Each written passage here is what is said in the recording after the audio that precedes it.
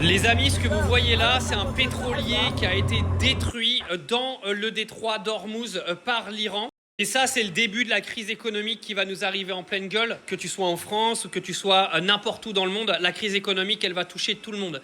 C'est-à-dire que la demande de fermeture du détroit d'Ormuz par le Parlement iranien va avoir un impact énorme sur les marchés financiers, va avoir un impact énorme sur le prix du pétrole et sur tout ce qui est exporté vers chez nous. Là, ils ont décidé d'attaquer les pétroliers, etc. Je pense que vous ne vous rendez pas compte du point de gravité auquel on est en train d'arriver. Si l'Iran bloque le détroit d'Ormuz, ne serait-ce qu'une semaine, voire 10 jours, ça va être l'anarchie totale, les gars. Et il n'y a pas que le détroit d'Ormuz, il y a un autre passage de l'autre côté qu'ils vont bloquer également. Et s'ils bloquent les deux passages, ça veut dire que pour les exportations, il va falloir faire tout le tour de l'Afrique, ça va créer des retards incommensurables.